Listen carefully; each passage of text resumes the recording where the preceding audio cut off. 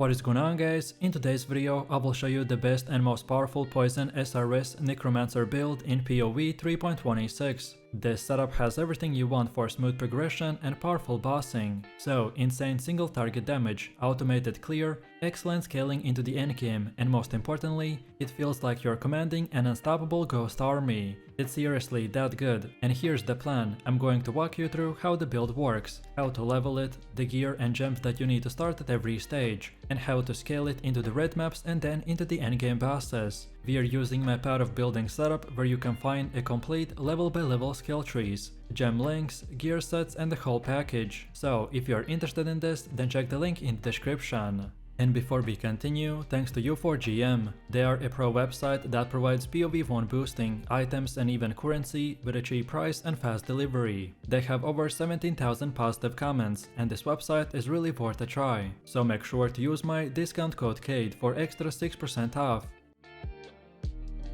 So, the Poison SRS Necromancer is a minion build that focuses on scaling poison damage through rapidly summoning spirits. You will summon these flaming skulls, and instead of relying on a raw hit damage, we will convert their attacks into poison using the golden rule and a chance to poison mechanics. Because you are summoning multiple spirits per second, poison stacks ramp up incredibly fast and the bosses simply melt. The entire strategy centers around flooding enemies with these spirits and applying layers of poison over time. Each skull is expandable, meaning that they don't need to survive or deal massive hits, they just need to apply poison, and we make sure they do that dozens of times per second. This build has smooth map clear, incredible boss potential, and surprisingly strong defenses. With Grace and Determination auras, block chance from the Aegis aura, and a solid life pool, you're tankier than the most summoners. And since the minions do all the heavy lifting, you get to focus on movement, positioning and staying alive. Now let's talk about Ascendancy path for a necromancer, and it's built around scaling poison and minion synergy for the poison SRS setup. Your order of the Ascendancy points is very important for smooth progression and the damage scaling, so start with the Commander of the Darkness. This gives a big early boost by increasing all elemental resistances and improving aura effectiveness. It helps you cap resists early during leveling and boosts both you and your minions' attack and cast speed based on how many auras you run. It's a major quality of life node early on. Next, go for the Mindless Aggression. This node increases minion movement speed, attack speed and damage, which are all key to speeding up your SRS clear and the poison effects. It makes your raging spirits more responsible and aggressive, which helps with the map flow and the early bosses. Your third node is the Unnatural Strength, which gives +2 to all minion skill damage levels. This is a massive spike in power, giving your SRS more damage and life, while scaling poison output significantly. It's the point where the build really starts to feel powerful in maps and tougher fights. Lastly, take the Bone Barrier. This adds an extra defensive layer, giving your minions more life and physical damage reduction, and even unlocking the Bone Armor skill. It's essential for surviving high tier content while staying mobile. With these 4 nodes, you will have everything, so strong scaling, great clear speed, and improved minion durability and defenses.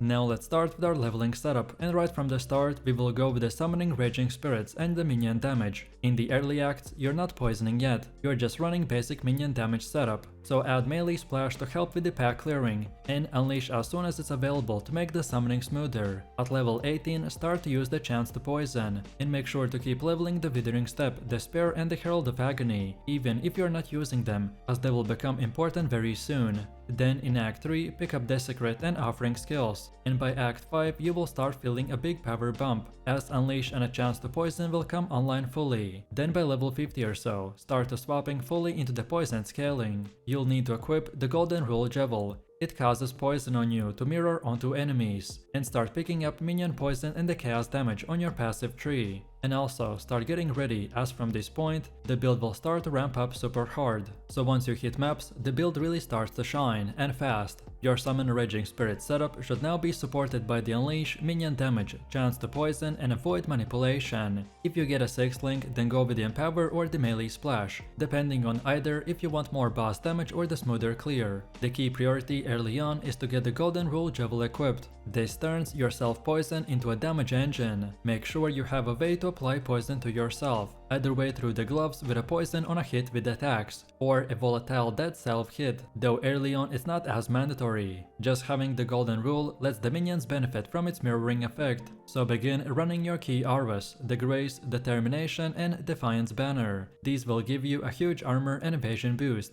and make mapping feel safe and smooth. Cast Withering Step as often as possible to stack chaos resistance reduction on bosses and rares. Also focus your gear around getting a race capped, grabbing life on every piece and picking up a wand with a +1 to minion skill gems or a cast speed. Minion movement speed is also very nice here, as it makes your spirits hit targets faster. One of your big goals is to get a Despair on a hit ring, even if it's just a cheap one. Manually casting Despair is fine, but automating it makes it a big difference once you are in the yellow maps, and by the time that you're halfway through those yellows, you will feel the scaling kicking in and it only gets crazier from here. And then once you're entering the red maps, it's time to take the build to the next level. You'll want to upgrade your weapon to something with a +1 to minion or chaos gems, minion damage or even cast speed. Look for influence mods like minion deals additional chaos damage. Your goal is to increase the base level of SRS and boost minion attack speed so that they can apply more poisons per second. Your shield upgrade is the Aegis Aurora, and this is a game changer as it grants energy shield every time you block, and since we are stacking armor and block chance, so this creates a mini recovery loop, which is extremely tanky, especially for bosses or the delve. Cluster Jevels will become very important now. You want 1 or 2 medium clusters with minions deal additional chaos damage, or Unholy Might on a minion kill. These scale your poison even further and give you bonus chaos penetration.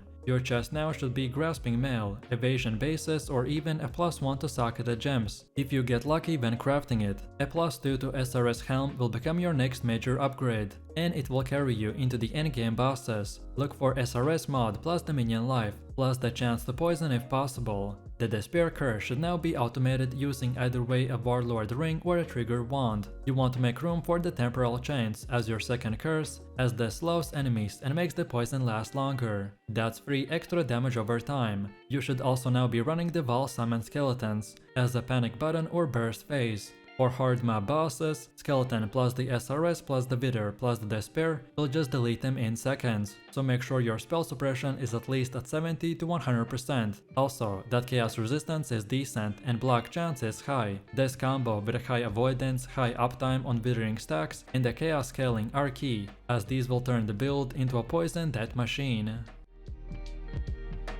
And now finally, let's take a look at the endgame setup. You should now be using a +2 wand or +1 chaos, +1 minion wand with a high cast speed. If you're feeling fancy, then go for trigger wand with multiple skill automation. Your helmet should be a +2 to SRS helm with life and resistances. Best case scenario is to craft one with the Essence of Insanity base to get minion movement speed, which will make your skulls fly to targets even faster. Then cluster jevels are also essential here, so you want 2 medium clusters with a minion deal additional chaos damage. And you can even go for a large cluster with a Call to Slaughter or Feasting Friends for more damage. Don't forget the Unholy Might uptime, as it adds a ton of chaos DPS. Then the Aegis Aurora will remain the best in slot, but if you prefer a spell suppression focused setup, then you could experiment with a rare shield or +1 to minion shields. Both of them will work as long as you can cap or block suppression. Your curse setup should now be Despair plus the Temporal Chains, which are both automated. This gives longer poison duration and better uptime on your chaos scaling. Use the Essence support that scales their effect if you want to go full curse build. You're also aiming for the level 28 to 30 SRS with Empower 4, Helmet Enhanced and the gem level scaling. This absolutely shreds any boss in the game, especially combined with the Withering stacks from the Withering Step or utility skeletons. In short, by the endgame, this build is a green cloud of death. You flood the screen with poison spirits that stack damage instantly and melt everything in your path. It feels amazing and stays safe the whole way through.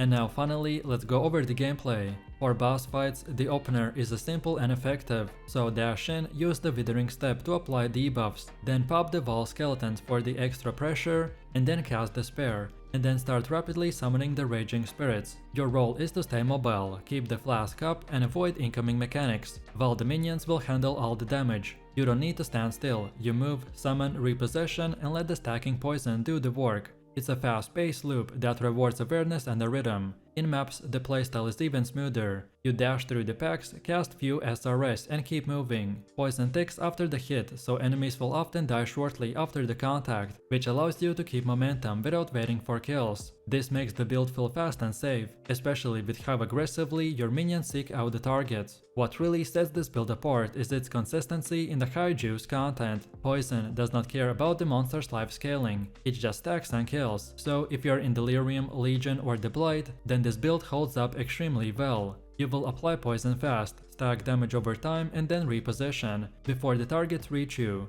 Casting SRS is instant, so you're rarely locked in place. With a high summon rate and good gear scaling, you can keep multiple spirits up while moving. Then your support tools like the Vile Skeletons, Withering Step and Despair will layer into your damage and control, without overcomplicating the rotation. It feels fluid and rewarding, and best of all, this build scales well without needing insane gear. Gem levels, modest rares and proper support links will carry all of the weight. And once you learn the rhythm, dash, summon, repeat, it becomes a smooth and reliable league starter that transitions into early high endgame content. So let me know what you think about this build in the comments below. If you enjoyed this, then you definitely don't want to miss my previous top 10 best builds video, where I showed even more powerful builds. So click the screen now and I'll see you in the next one.